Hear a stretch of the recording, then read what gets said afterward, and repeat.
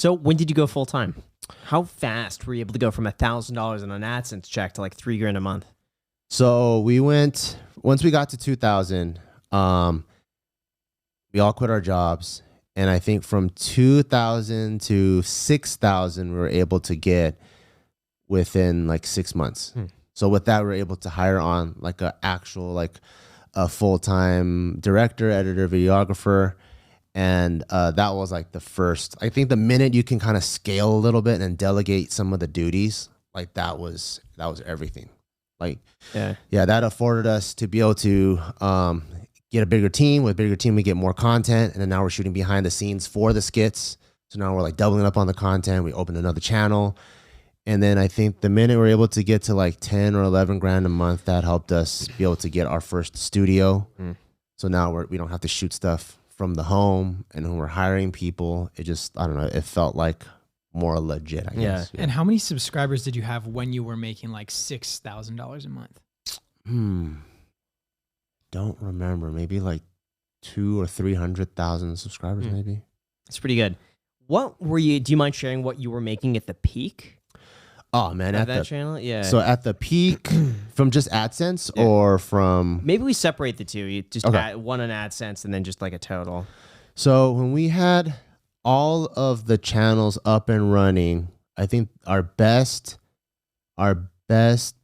year, we were probably doing about 200 grand a month, I think, with all the channels added together. And that's with AdSense. Is that including sponsorships and everything? That was just the AdSense. Wow. There was this one year where this company, it doesn't exist anymore, but they were really trying to like compete, and they gave us like a really big 7-figure brand deal. That was super cool. But and they had all the right people involved. Like the head of programming from Amazon Prime was in it. I think a couple guys from Hulu were in it. And they were trying to do like capitalize on first window, where if you are an Uber fan, you would watch stuff here first before they put it on their YouTube channel. And they got a bunch of big YouTubers together. So that helped out a lot. That was like our first like big brand deal that we're like, oh, this is like crazy. Yeah. Wow. So it's a multi-million-dollar business. What's the overhead look like on something like that? At the time, how many people? Yeah. How many people are working on that? I mean, so when we were growing like the JK side of things, we were just growing and scaling and growing and scaling, and we wanted to be like our own TV network. So we ended up getting this huge space in downtown LA, and that was 17 grand a month just for like the office. And then we spent another 300 like building our own soundstage, and that was crazy. It was like a truss system. We had like 40 keynotes. There's like mixers and like like all the cast members were locked. We're pretty much trying to shoot our own Nickelodeon. Yeah. So I think all of that kind of like added to the burnout, because when you think about content, I've learned like the easiest way you want to figure out what's the easiest way to achieve developing your idea. But we had so much like operation and how to get there that anytime we had one idea, it's like, okay, cool, everyone sits down. Once we sit down, then we pre-produce, and then, so everything, there was like so many additional steps. And it kind of took the fun out of took the fun out of it. It's almost like if you wanted to cook something, before you want to cook it, you have to go sharpen your knives for an hour. It was kind of like that. Got it. So yeah, that kind of like all led to, so we were making big money, but also lots of operation, like maybe 30, 40 people on staff. Wow. And it became this huge operation.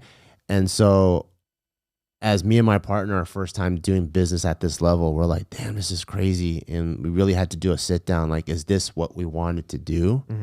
So now we scaled down way more. Instead of having both of our offices, we just have the one office, and that place is only $2,000 a month.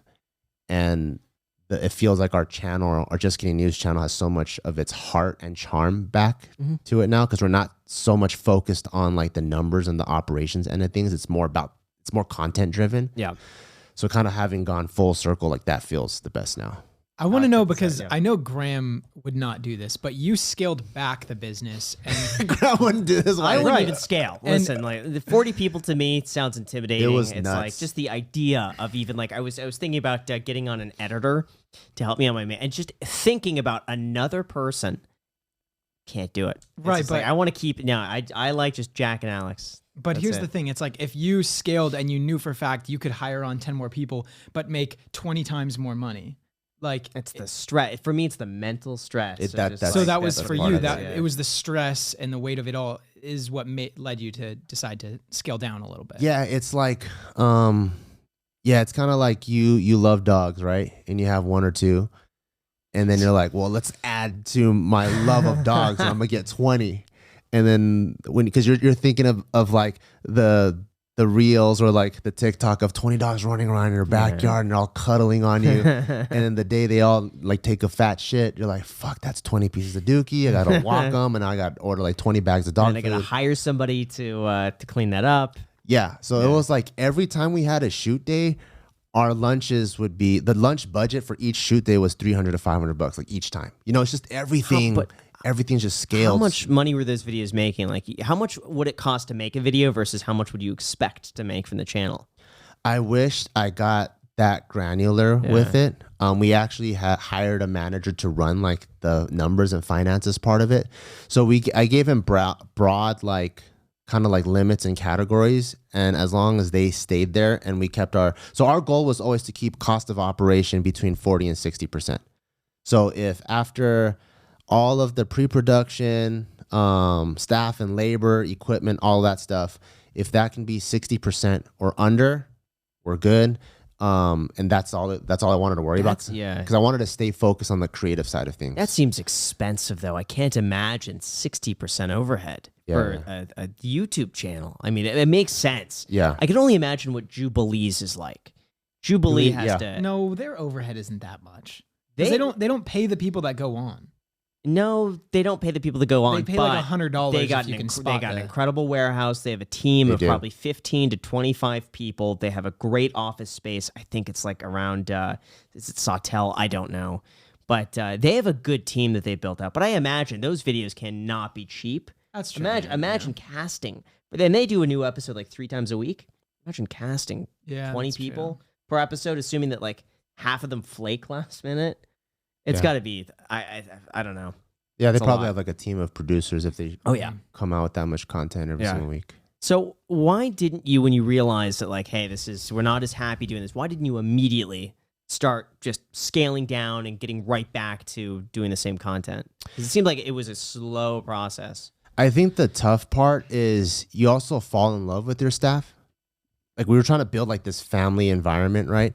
So when we have like big dreams, we're growing our team, and then now everyone has like a full-time job, and then now people start to have families, or they're like they have girlfriends, or they want to move out of their house, or they're gonna go buy a house or whatever. So like all of those things, like as the boss or like as a business owner, those are things that you take into consideration.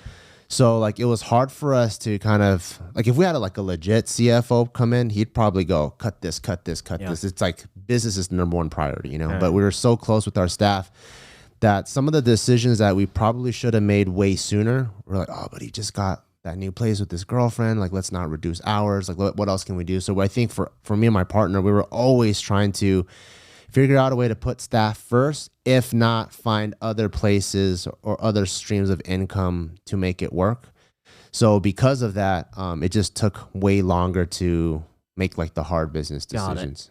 How were you living like back then? Because it's a substantial amount of money coming in consistently every single month. Were you taking that and investing it? Were you spending it? Were you buying cool cars? Were you going to bottle service? So the first thing that so we were renting, and I wished your videos came on before. I think I would have learned way more about investing in real estate back then. But the first thing that I got was a Porsche 911. Like that was always like. How old were you? I was maybe like 20. Actually, I don't know. No, not 28. Can't be 28. 31, around there. Okay. Yeah. All right. That's listen. I feel like that's a reasonable age to get, and that's a great car, by the way. They don't depreciate that You buy much. it new? Yeah.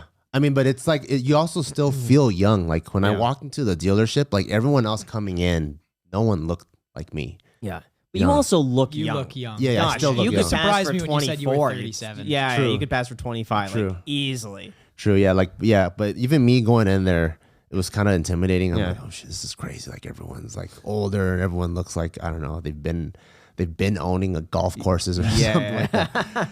So that was the first thing I got. And most of it I did actually save. Although when you have more money, it was easier to just say yes to most experiences and life choices. So for example, I knew me and my girlfriend at the time, we were going to get married. So we're like, we've been pretty much born and raised in LA and we've never lived in the city. So we're like, we should just test that out to see if we would like it. So we ended up, and this is like during like the peak of, I would say, when Casey Neistat came on and all his vlogs was like of New York and drone footage. Yeah. We're like, we should try living that life in LA. So we found this place. It was super sick. In downtown and it was like $6,000 a month, and for us it was easy to just go, oh yeah, let's do it. But then once I was living there, then I started calculating. I'm like, okay, $6,000, I live here for a year, that's like 70 G's. And I'm like, if I live here for like 2 years, that's like 140, 150. I'm like, this is easily a down payment for a house. And we also just didn't like city living at all. Like the noise never ends. Unlike Vegas, where it's like quiet. It's quiet. I love it out here. And it's like 3 a.m. There's like cars drag racing, sirens, people screaming, like people coming out of games or clubs or whatever. True. Yeah, the helicopters. Yes, the helicopters circling with the searchlights and it was. And we were living on the 25th floor with one of those like those corner views, and I could see the top. Which building is this? It's called 717, and it's at Olympic and Figueroa. Yeah, we had concierge service. Like it was, you felt like a boss because you would get a phone call. Hey, I have an Amazon package. Let me send it up. I'm like, sure. And this guy would come up in like a suit and like, here you go, sir. And I'm like, damn, am I Bruce Wayne? Like, what the hell is this? That's what it felt like. But we Alex, you got to start doing that.